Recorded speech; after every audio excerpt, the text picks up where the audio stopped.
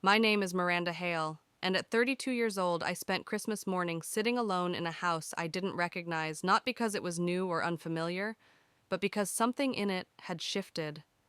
Something in me had shifted. The quiet wasn't peaceful. It was surgical, like someone had carved my presence out of the air itself. The only evidence that I had ever belonged here were the crumbs in the sink, the empty coat rack by the door, and the echo of my own voice as I called out names no one answered. You see, I didn't just get left behind, I was erased. If you've ever been cast aside by the people who were supposed to love you unconditionally, if you've ever looked around a room and realized they were all smiling without you, then this story is for you. Leave a comment and tell me where you're watching from. Like and subscribe if you've ever been the quiet one, the helper, the fixer, and you're finally ready to hear what happened when I stopped asking to be included, and made sure no one ever forgot me again. It started with stillness, the kind that doesn't feel like peace, it feels like the world has forgotten you. When I opened my eyes that morning, I expected chaos. My family wasn't quiet. We were noise incarnate. Dogs barking, kids running, my mother yelling from the hallway about whose turn it was to pack the cooler, my sister stomping around in her designer boots shouting about lost charger cords, Dad clinking his damn spoon against the edge of his coffee mug like a cowbell. But instead, silence. That was the first red flag. Not the fact that my phone hadn't gone off. Not even the sunlight pouring through my window too high, too bright for 600 a.m. It was the quiet, so loud it buzzed in my ears. I sat up, blinking heart already beginning to race. No sounds from downstairs. No footsteps. No laughter. I reached for my phone and checked the time. 9:17 a.m. My alarm hadn't gone off. Or maybe I'd slept through it. That was weird because I'm the lightest sleeper in the house. I always wake up first, especially on days like this. Travel days, Christmas days. This morning should have been buzzing with packing, scrambling, last-minute checklist shouting. I was the checklist person. I'd made the itinerary. I booked the damn lodge. I was the reason this trip even existed. I stood and padded toward the hallway. No voices. No sounds of zippers or doors or my cousin Oliver screaming about forgetting his Switch charger. Just nothing. I opened the door to my parents' room. Bed made. The throw pillow Mom always threw on the floor was neatly in place. Amanda's room empty. No clothes on the floor. Closet hangers swaying a little. I moved faster, checking each room. My brother's door stood wide open. His phone charger was gone. So was his duffel bag. The downstairs hallway had a faint trace of cinnamon, like someone had used the oven earlier. And then I saw at the sink. Plates, 5 mugs, a half-empty pan of what looked like scrambled eggs, a butter knife with jam still on it. They'd had breakfast. Together. Without me. I opened the fridge. The travel snacks I'd prepped were gone. The cooler was gone. The freezer was left ajar, slightly condensation fogging the edges of the top drawer. I moved to the front window. 4 cars had been parked in our driveway last night. Mine plus Mom's SUV, Amanda's crossover, and Uncle Mark's ancient truck. Now just my Corolla, the one everyone made fun of for being too slow for the Rockies. All of them gone. Gone without me. I didn't move for a long time. I just stood there barefoot on cold tile, still holding my phone in my hand. My brain refused to process it. Maybe they were at the store, maybe they were getting gas, maybe... No. I looked at the sink again. Breakfast dishes. 5 people had sat at that table. They'd eaten, they'd talked. They'd chosen not to wake me. I sat down on the couch, every muscle in my body hollow. It felt like gravity had changed. I opened my text messages. Nothing. No missed calls, no where are you. No hurry up, sleepyhead, just total silence. That's when the panic gave way to something worse. Rage. I called my mother. She picked up on the 4th ring. Miranda, honey, oh my goodness, did you just wake up? The background was noisy music laughter, the unmistakable sound of tires on asphalt and wind through an open window. You left, I said, all of you, you left me. Silence. A long one. Then what? No. We thought you were in Danielle's car. Oh, sweetheart, there must have been a mix-up.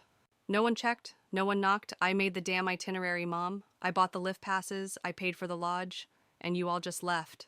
You must have overslept, she said, her voice brittle. It was so chaotic, Well, I'm sure it was just a misunderstanding. You can still come. We'll figure it out, okay? I'm not coming. Miranda, don't be dramatic.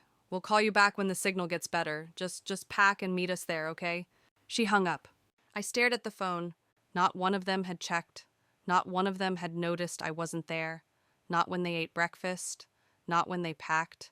Not even when they counted luggage or did the head count I had reminded them to do 3 times in the last family meeting. They hadn't forgotten me. They had removed me. But the confirmation didn't come from a phone call. It came 10 minutes later in the form of a mistake. A fatal one. My sister Danielle sent me a message. A screenshot. No context. Just a screenshot from a chat I wasn't part of. A different family group chat. One I hadn't even known existed. Danielle, she's still asleep, lol. Should we feel bad, Amanda? Not really. She needs a wake-up call, not a vacation. Uncle Mark, can't wait for some peace this year. No micromanaging every damn minute.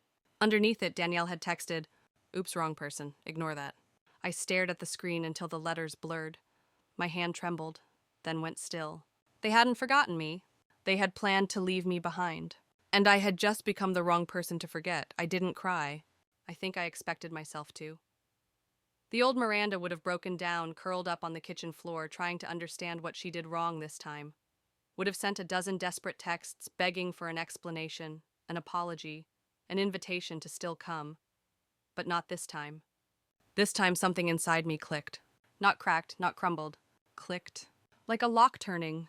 I stood up, walked calmly to the dining room, and pulled out the Christmas folder I'd made for the trip.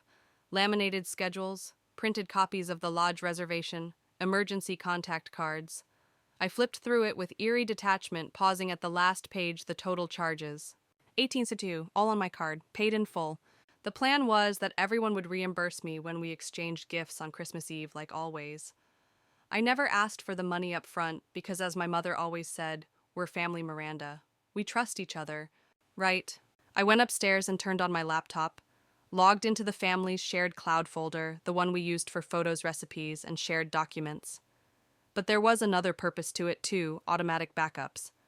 I'd set it up myself 2 years ago. Amanda never bothered to turn off her autosync. Neither did Danielle. I opened Amanda's message archive. And then I saw it.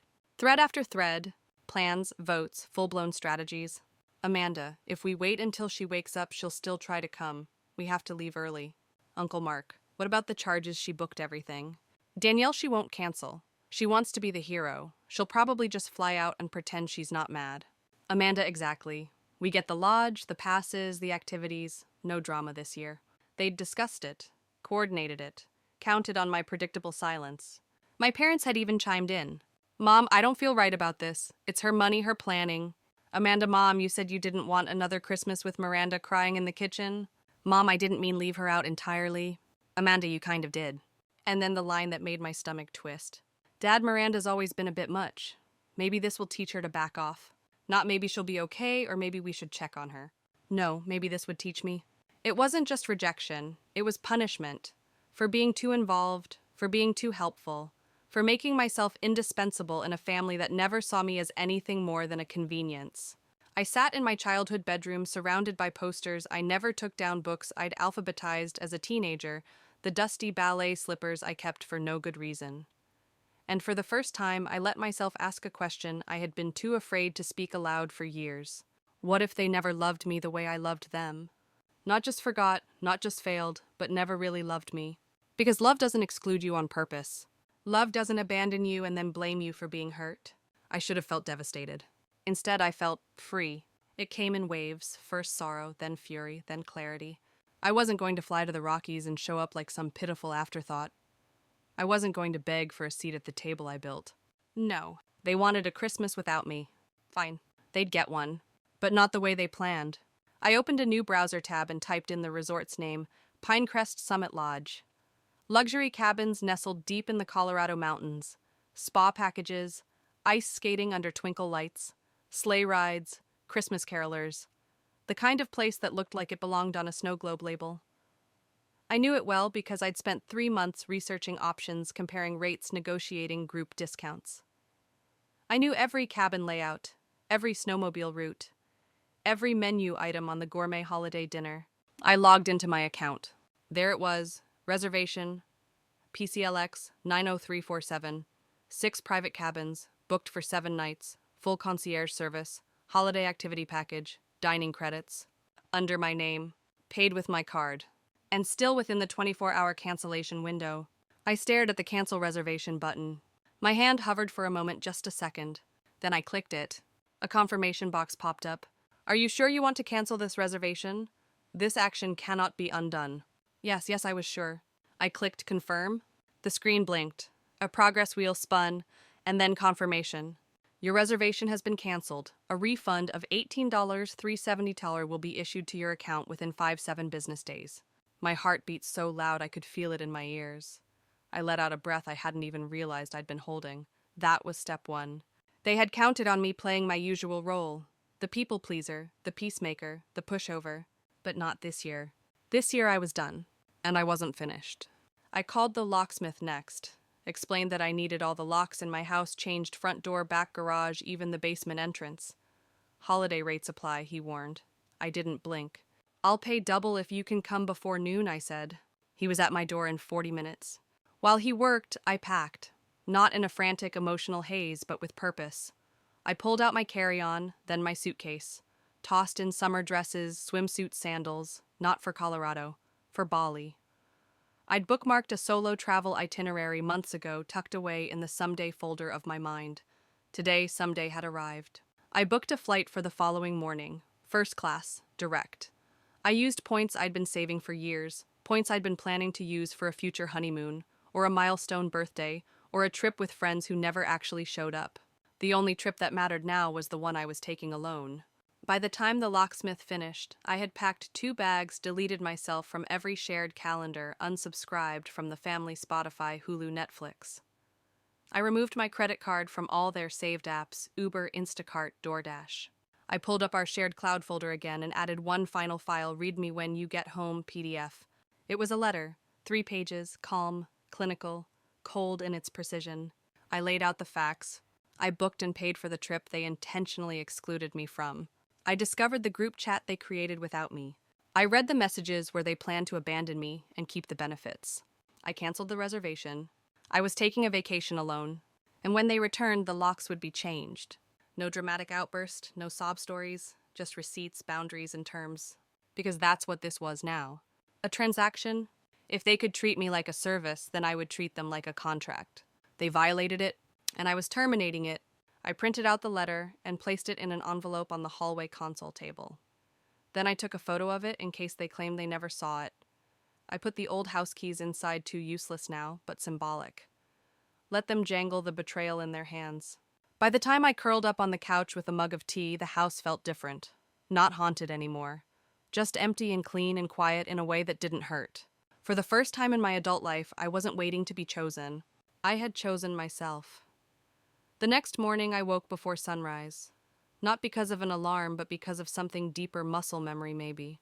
My body still expected the panic, the chaos, the role I'd always played every holiday season. Up before everyone else. Coffee made. Lists triple-checked. Batteries in the gifts. Meals prepped and packed. Logistics queen. But not today. Today there were no bags to load, no cooler to organize, no screaming over who forgot what. The house was still. The silence, once suffocating, now felt earned. I showered slowly. I let the hot water wash away, not just the sweat of sleep, but the decade of exhaustion I'd been too proud to name. I wore linen pants, a breezy button-up sandals, not festive pajamas, not red and green, not the Team Hale Christmas 2022 hoodie Amanda had custom-made last year that I wasn't even given until after the group photo. I had coffee on the porch. Just me, the December morning air, and the plane ticket waiting in my inbox. I didn't check my phone. I already knew what I'd find. And sure enough, when I finally opened it, it was an avalanche. First a voicemail from Mom. Miranda, something's wrong with the resort reservation. They said it was canceled. Please call me. This must be a mistake. Then a text from Amanda.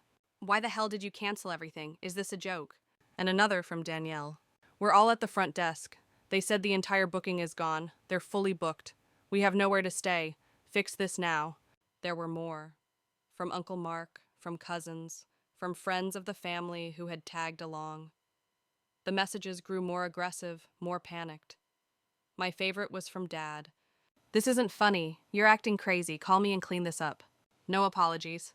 No acknowledgement. Just expectations that I'd fix the chaos they'd created.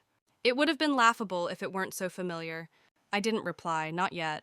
Instead, I grabbed my bags, locked the house, and headed to the airport. I had a driver coming, someone I'd booked with extra tip included so they wouldn't complain about a Christmas Day pickup. As we drove through the early morning streets, I finally responded in the family group chat. The same chat that had once excluded me until now when they needed something. Hi everyone, I'm aware the reservation was canceled. I did it. I also received confirmation that the full refund has already processed back to my card where the original charge came from. You're welcome. I know about the secret group chat.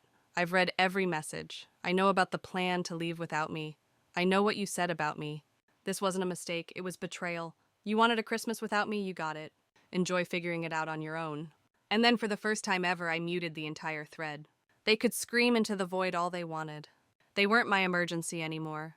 The driver glanced at me through the rearview mirror. Flying somewhere warm, huh? I smiled small and true. Yeah, finally. At the airport, I moved through security like a ghost. No one to wrangle, no one to wait for, no one to apologize to for delays or forgotten IDs. No one else's baggage, literal or emotional. It wasn't until I settled into my seat with a mimosa and a warm blanket that I allowed myself to exhale. As the plane ascended, I looked out the window. Snow blanketed the ground below. Somewhere out there, my family was scrambling, fighting, blaming, maybe even wondering how I'd found out. I hoped they were cold. I hoped they were uncomfortable. But more than that, I hoped they remembered this day forever, because this was the moment the doormat got up and walked away. By the time my flight touched down in Denpasar, Bali, the sun was sinking low in the sky, casting streaks of gold and coral across the ocean. It was nearly midnight back home, but here it felt like the beginning of something mine. A private driver met me with a wooden sign that said Miss Miranda. He offered a bottle of water and spoke gently, no small talk, just comfort. The road to the villa was winding, lush and fragrant. Palm trees swayed like dancers in slow motion. I rolled down the window, letting the humid air wrap around me like a blanket thick with clove and salt and frangipani. I arrived at a private retreat nestled between jungle and sea. It wasn't extravagant, but it was perfect. A private plunge pool, open-air bathroom, an outdoor tub surrounded by bamboo. There was a welcome basket on the table with fresh fruit and a handwritten note. Welcome to your sanctuary, Miranda. May you find peace here. I stood in the doorway for a long moment before walking inside. I dropped my bags, kicked off my shoes, and collapsed onto the linen-covered bed. The silence wasn't heavy anymore. It was spacious. I didn't check my phone that night. I slept. I slept harder than I had in years. The next morning, I woke to birdsong and the sound of water trickling from the infinity edge of the pool. I made myself coffee from the little French press and sat outside in the robe they'd left for me. I finally opened my phone. 56 new messages, 11 voicemails, 2 missed video calls, and a tsunami of drama in the group chat. It was chaos. Photos of them in mismatched hotel rooms, paper-thin walls, no kitchen, no lodge, no planned activities. A snowstorm had closed one of the nearby roads. Half of them had to drive 2 hours to a cheaper town to find last-minute accommodations. The other half were fighting over bunk beds and space heaters. The gourmet Christmas dinner I had arranged had been replaced by gas station sandwiches and vending machine Oreos. It was beautiful. They were blaming each other now. Amanda blamed Mom. Mom blamed Amanda. Danielle played victim, saying she didn't really vote to exclude me and that she'd only gone along with it because she thought I knew. Sure, Uncle Mark accused me of ruining Christmas for everyone. Dad said I'd overreacted. Cousin Rachel, in a rare moment of honesty, texted me privately. Okay, I didn't know the whole plan, but I didn't speak up either. That's on me. I'm sorry, Miranda. That was the first message I responded to. Thank you. I appreciate the honesty. I don't expect perfection, just truth. She didn't reply immediately, but I saw she read it. Meanwhile, Amanda had shifted from anger to performative guilt. I didn't realize this would hurt you so much. You could have just talked to us. You didn't need to sabotage everything. Sabotage. I almost laughed. That word sabotage was rich, coming from someone who orchestrated an entire covert operation to exclude her own sister from a family tradition, and then expected her to pay for it. I didn't answer. Let them spin. Let them fumble through whatever story helped them sleep at night. I opened my laptop connected to the villa's Wi-Fi and began writing. Not to them, to me. I wrote out everything, every pattern, every insult cloaked as a joke. Every time my efforts were dismissed, my emotions invalidated, my presence treated like a burden. It wasn't a diary. It was a declaration, a record of truth. Because sometimes the gaslighting is so subtle, so slow, that you begin to rewrite your own memories to match the narrative they feed you. You begin to believe that maybe you are the problem, but not anymore. I was finally naming things, clearly, without guilt. It felt like recovering from amnesia. Later that afternoon, I treated myself to a deep tissue massage. The therapist, a woman named Lakshmi, said nothing during the session. Just strong hands, warm oil, and the release of years' worth of tension buried in my muscles. When she finished, she placed her hands lightly on my shoulders and whispered, "You don't have to carry it anymore." I cried then. Not loud, not messy. Just silent tears that streamed down my temples and into my hairline. She didn't say another word. She just placed a warm cloth on my forehead and left the room. That night, I ate grilled fish by the water toes in the sand moon overhead. I sipped passion fruit wine and laughed out loud when a gecko startled me on the table. A couple nearby smiled at me like I was an old friend. It hit me somewhere between the first glass and the chocolate dessert I had not smiled like this in years. Not politely, not for photos, but freely, genuinely, and not for anyone else. Just for me. Back home, they were unraveling. Back here, I was becoming whole. 3 days into my trip, I finally answered one of Amanda's calls. Not out of curiosity, not forgiveness. Just control. She sounded breathless when I picked up. Miranda. Oh, thank God. Are you okay? I didn't answer right away. She continued without waiting for permission. Look, I know things got messed up. We didn't handle it well. But you canceling everything, do you know what kind of situation you put us in? I know exactly what kind of situation I put you in, I said flatly. The same kind you all put me in. Alone, confused, unwelcome. A pause. Okay, yes, we screwed up, she admitted, voice softer. But we didn't think you'd actually find out. I mean, she stopped herself. I waited. You didn't think I'd find out, I said slowly. So the problem isn't what you did. It's that you got caught. That's not what I meant. No, it's exactly what you meant. Look, she said suddenly brisk, I'm just trying to fix this. You can't fix it. I can if you just let me explain. Explain what, Amanda? That I'm too controlling, that I ruin Christmas because I don't laugh at your boyfriend's sexist jokes. That I make people uncomfortable by asking for basic respect. I never said that. You voted for it. Another pause, this one longer. How long have you had those messages? She asked finally. Long enough. More silence. I'm not the only one who voted against you, she said quieter now. Everyone had a choice. And you all chose the same thing. Can you at least understand why her voice was tight? Defensive? You can be intense? Everything has to be scheduled. You always want everyone to do what you planned. Because no one else ever plans anything, I snapped. I don't control things because I enjoy it. I control them because if I don't, everything falls apart. Well, it did fall apart, congrats. I let that sit in the air for a moment. Then I said I didn't do it to punish you. She scoffed. Right. I did it to stop being punished by you. Click. I hung up before she could say anything else. Later that evening, I got a message from my mother. Just 3 words. We're coming home. No, we're sorry. No, we want to talk. Just a logistics update. I didn't reply. Instead, I ordered another drink. Something fruity, something strong.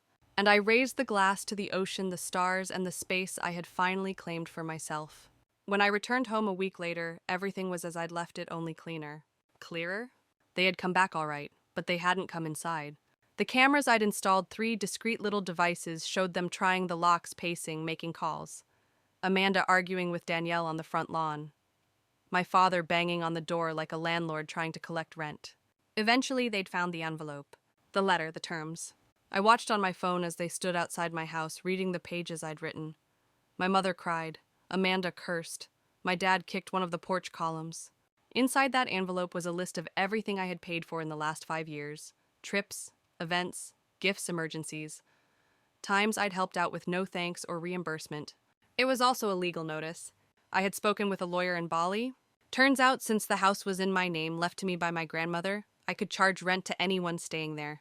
And I would. Effective February 1st. Market rate? I didn't need the money.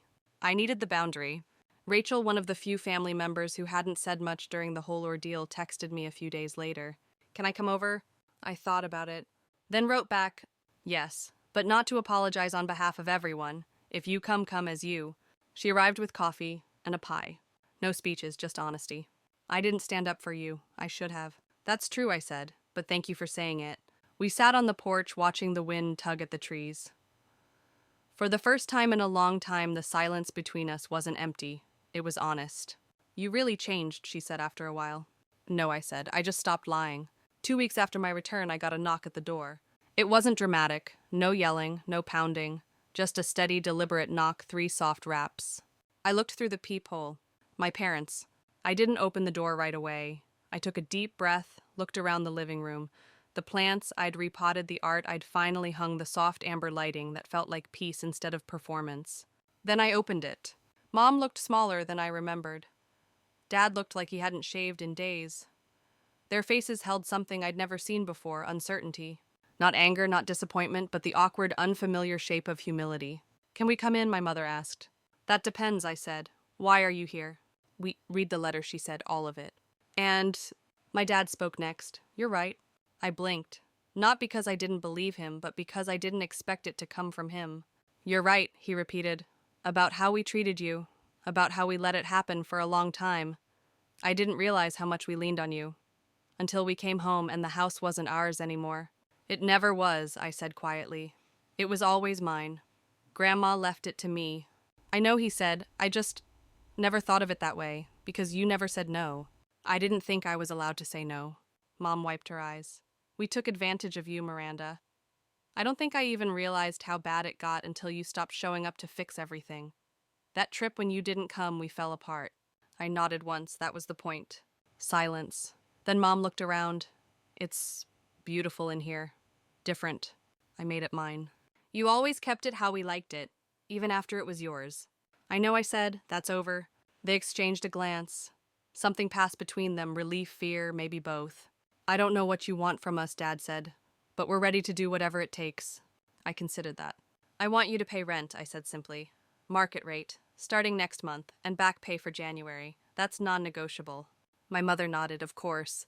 And I want boundaries, I added, clear ones. You don't walk in without asking. You don't treat me like the staff. You don't expect me to fix what you break emotionally or otherwise. Dad nodded. Okay. And therapy, I said. Family therapy, weekly. I've already found someone. I go either way, but if you want to rebuild anything with me, you'll show up. They were quiet for a long time. Then Mom said we will. And for the first time in a long time, I believed her. That night after they left, I sat at the kitchen counter, still warm from this coffee they hadn't touched, and wrote a list. Things I gained from being left behind. My voice, my home, my freedom, clarity, the truth, the ability to say no, the strength to mean it. Not everyone responded the same way. Amanda didn't speak to me for nearly a month. When she finally reached out, it was an Instagram DM. I'm not ready to talk, but I'm thinking about it. I didn't reply. That was fine. Let her think. Let her sit in the discomfort I had lived in for years. Let her do the work. Danielle never said anything at all. Her silence was answer enough. Uncle Mark blocked me. I didn't lose sleep. Not everyone gets to come with you when you start healing. Some people are only part of the wound. But Rachel came back. She came for coffee every Sunday. We walked, talked, laughed about things that had nothing to do with our last names or our childhoods. She asked questions. She listened. She brought over muffins she baked herself badly but sweetly. One day she said, you know, I think you're the first person in our family to ever say, enough. I smiled. I hope I'm not the last. Spring arrived slowly that year. Not the dramatic kind with blooming trees and sunshine overnight, but the gentle, almost shy sort of spring that slips in quietly an extra hour of daylight, the scent of damp earth, a breeze that doesn't cut you open. I noticed it for the first time in a long time. I was noticing a lot of things lately, like how I smiled more often without forcing it, how silence no longer felt dangerous, how peace didn't mean isolation, it meant choice. I redecorated the living room. Nothing wild, just warmer tones, softer fabrics. I replaced the dining table, the one where I used to host endless family dinners. The new one was smaller, intimate, for guests I actually wanted. I restructured my work schedule too. I said no to things. I let people carry their own weight. I delegated. I took breaks. I breathed. It was all slow, but steady. Kyle, surprisingly, was the first sibling to actually reach out in person. One afternoon in April, he showed up on my doorstep with a pizza and a 6-pack of ginger beer. No notice. Just him, no attitude, no jokes. I hesitated before opening the door, but something in his eyes was different, so I let him in. We sat on the porch steps, the box of pizza between us, steam rising into the dusk. He didn't talk right away, neither did I.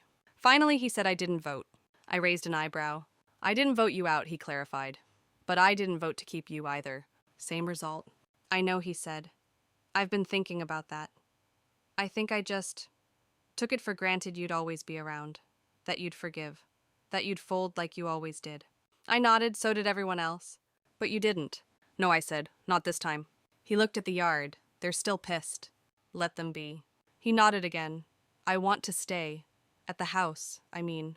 I'll pay rent. I'll clean up after myself. I'll be a real roommate. Why? He turned to me. His face was more serious than I'd seen it in years. Because I want to know who you are. Not the Miranda who does everything for everyone. The one who stopped. I think I'd like her. For a second I couldn't breathe. Then I said, okay, 1 month trial. You mess up, you're out. He grinned. Deal. By summer, he'd stayed. He helped me fix the fence, painted the kitchen, built new shelves in the hallway. I taught him how to cook something that wasn't ramen. He started leaving little notes on the fridge, song recommendations, jokes, sometimes just a, have a good day, Em. He never apologized again. He just showed up, and honestly, that meant more. Mom and Dad started therapy. They went to the sessions together, then separately. I kept mine. Every Tuesday at 4:00, I'd meet Dr. Esther online, sipping tea and talking through every new crack and scar. You've rebuilt your house, she said once. Not just the physical one, your inner one too. I'm still patching the roof, I said. She smiled. That's all anyone ever does. But you're living in it now, not just maintaining it for other people. By late summer, I decided to test the waters. I sent out an invitation, old school, printed and hand-delivered, to a small backyard dinner. Nothing fancy, just me, Kyle, Mom, and Dad, Rachel, Uncle Robert, and Amanda. Yes, Amanda. She hadn't reached out again, but she hadn't blocked me either. I left the choice in her hands. To my surprise, she showed up, alone. She brought a bottle of wine and a framed photo of us from when we were kids. 2 girls in matching swimsuits, arms wrapped around each other, covered in popsicle juice and dirt. I found this in an old box, she said. I forgot we were ever friends. I took the frame, held it in my hands. My throat tightened. I didn't. Dinner was awkward at first. They always are. But then Rachel cracked a joke about the time she and I got lost in a corn maze as teenagers, and Kyle chimed in with a story about Mom accidentally dyeing all his white clothes pink, and suddenly, we were laughing. Real laughter, not performative. Not performanced. Amanda said little, but she helped clear the dishes, sat beside me during dessert. When everyone had left, she stayed behind. I'm not going to justify what I did, she said quietly, but I want you to know I'm trying to figure out why I did it. Why I needed you to be the one we all pushed out. I looked at her. She looked different. No makeup, hair pulled back, less armor. Do you know yet? I think it's jealousy, maybe fear, maybe both. You were always so steady, and I hated you for it, because I wasn't. I wasn't steady, I said. I was just good at hiding the chaos. She nodded. I know that now. A beat passed. I want to try again, she said. Not just fix things, but start over. That's not something we can fake. I know, but we can try. She smiled just a little. And for the first time in our lives, I didn't feel like I was sitting next to a rival. I felt like I was sitting next to a mirror. Cracked, but still capable of reflection. Fall arrived like a quiet apology, cooler air, gold-tipped leaves, and the scent of something crisp and new. It was the kind of season that made you believe in fresh starts, not because everything was perfect, but because it didn't have to be. I threw myself into small projects, painted the guest room, started a photography course at the community center, joined a weekly book club. I wasn't just filling time anymore, I was reclaiming it. Sundays were for brunch with Rachel, Tuesdays for therapy, Thursdays, Kyle cooked dinner, and we argued about the best Quentin Tarantino film like we were college roommates instead of estranged siblings rebuilding something from the wreckage. The house felt alive again, not because it was full of people, but because it was full of choice. No one was there out of obligation. No one stayed because they had nowhere else to go. Everyone inside those walls was invited. That included Amanda eventually. It took time. She didn't push. She'd send the occasional text, a recipe she thought I might like, a memory from childhood sometimes, just a quote she read that reminded her of me. I didn't always respond, but I read every one. It wasn't the grand gestures that mattered. It was the quiet consistency. By October, she asked if I'd consider meeting for dinner, just the two of us. I said yes under one condition: total honesty. No spin, no deflection, no rewriting history. We met at a small neutral restaurant halfway between her apartment and my home. No family favorite spots, no nostalgia traps, just new ground. She showed up early. I could tell she'd been rehearsing. I almost canceled 3 times, she admitted, before I even sat down. Same, I said. We ordered drinks, skipped small talk. I used to think you made everything harder, she said. But looking back, I think you were just the only one who cared enough to hold it all together. And it was easier to make you the problem than to admit we were all selfish. I didn't respond right away, because what she said was true, and I wanted to sit in that truth for a second, let it land where it needed to. I'm not the same Miranda anymore, I finally said. I know, she said. That's what scares me, but also what makes me want to know you again. We talked for over 2 hours, laughed, argued briefly, apologized, didn't pretend everything was okay, just agreed it was worth trying to make it better. That night, as I left the restaurant and stepped into the chilled October air, I realized something: this wasn't about reconciliation. It was about renegotiation, a new agreement, a new chapter. One where I had power, not control, not dominance, but power over myself. By Thanksgiving, I hosted a small gathering. Not the big Hale family circus, just the few who had earned their way back in.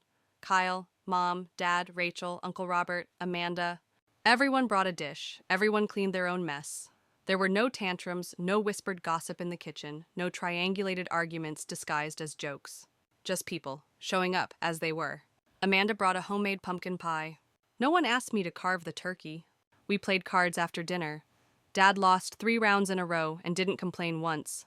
Mom asked about my photography class and actually listened to the answer. Kyle surprised me by suggesting a sibling trip, just the 2 of us, maybe a weekend cabin somewhere. I told him I'd think about it. And Rachel pulled me aside before she left, squeezed my hand, and said, "I'm proud of you." The night ended quietly. No drama, no explosions, just full stomachs and a deeper kind of fullness I hadn't felt in years. It wasn't perfect. It was real.